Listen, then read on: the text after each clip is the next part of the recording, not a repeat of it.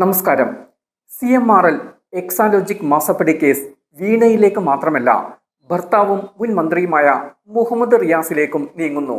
റിയാസും അഴിക്കുള്ളിലാകാനുള്ള സാധ്യത ഏറുകയാണ്. 20 കോടി പണമിടപാടിന്റെ രേഖകളാണ് പിണറായിയുടെ വീട്ടിൽ നിന്നും ഇഡി കണ്ടെടുത്തത്. അതിൽ തന്നെ ഹവാല ഇടപാടിനുള്ള തെളിവും ലഭിച്ചു. ദുബായിലേക്ക് 85 ലക്ഷം അയച്ചുവെന്നാണ് ഇഡി കണ്ടെത്തിയത്. ഇതോടെ മാസപ്പടി കേസിൽ കുടുങ്ങിയ വീണ ഹവാല കേസിലും പെട്ട അവസ്ഥയായി. ഈ ഘട്ടത്തിൽ തന്നെയാണ് ഇഡി വലയിലേക്ക് മുഹമ്മദ് റിയാസും കടന്നു വരുന്നത്. CMRL പണം വീണയുടെ അക്കൗണ്ടിൽ നിന്നും റിയാസിന്റെ അക്കൗണ്ടിലേക്ക് പോയിട്ടുണ്ട്. ഈ പണം അവിടെ നിന്ന് മറ്റ് അക്കൗണ്ടുകളിലേക്കും സഞ്ചരിച്ചിട്ടുണ്ട്. ഇത് ആരുടെയൊക്കെ അക്കൗണ്ടുകൾ എന്ന വിശദീകരണം റിയാസിനോട് ഇഡി തേടിയിരുന്നു. എന്നാൽ വീണയും റിയാസും ഒന്നും വ്യക്തമായ വിശദീകരണം ഇതിൽ നൽകിയിട്ടില്ല. ഇതിന്റെ പേരിൽ റിയാസിനെ ചോദ്യം ചെയ്യാൻ വിളിപ്പിക്കാൻ ഇഡിയുടെ നീക്കമുണ്ട്. വീണയ്ക്ക് ഏറ്റവും വലിയ തിരിച്ചടിയായത് പണം കൈമാറിയ കണക്കുകൾ വീട്ടിൽ നിന്നും ഇഡി പിടിച്ചെടുത്തതാണ്. ഇത് തന്നെ 20 കോടിയുടെ ഇടപാടുകളുടെ കണക്കുകളാണ്. 1 കോടിക്കടുത്ത് രൂപ വീണ ഗൾഫിലേക്ക് അയച്ചിട്ടുമുണ്ട്. ഇത് ഹവാല എന്ന നിഗമനത്തിലാണ് ഇഡി. ഇത് സംബന്ധമായ അന്വേഷണം തുടരുകയുമാണ്.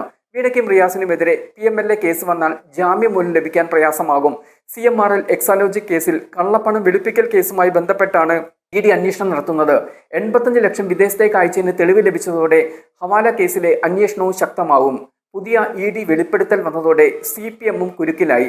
പിണറായി വിജയനെ നേരിട്ട് ബാധിക്കുന്ന രീതിയിലാണ് അന്വേഷണം നീങ്ങുന്നത്.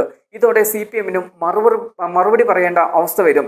പിണറായി മുഖ്യമന്ത്രി ആയിരിക്കുമ്പോൾ തന്നെയാണ് ഈ ഇടപാടുകളെല്ലാം നടന്നത്. CMRL വീണയ്ക്ക് മാസപ്പടി നൽകിയത് വീണയുടെ കമ്പനി ഒരു സേവനവും നൽകാതെ തന്നെയാണെന്ന് അന്വേഷണത്തിൽ വ്യക്തമായിട്ടുണ്ട്. അതുകൊണ്ട് തന്നെ അന്വേഷണം പിണറായിയിലേക്ക് നീങ്ങാനും സാധ്യതയുണ്ട്. കരിമണൽ കമ്പനിക്ക് മുഖ്യമന്ത്രി എന്ന നിലയിൽ പിണറായി വിജയൻ നൽകിയ വഴിവിട്ട സഹായമാണ് വീണയ്ക്ക് ലഭിച്ച പണം എന്നതാണ് ഈ കേസിൽ ഹൈക്കോടതിയെ സമീപിച്ച BJP നേതാവ് ഷോൺ ജോർജിന്റെ പ്രധാന ആരോപണം. ഇതുകൊണ്ടുതന്നെ എന്താണ് ഇഡി നീക്കമെന്നാണ് CPM ഇപ്പോൾ ഉറ്റുനോക്കുന്നത്.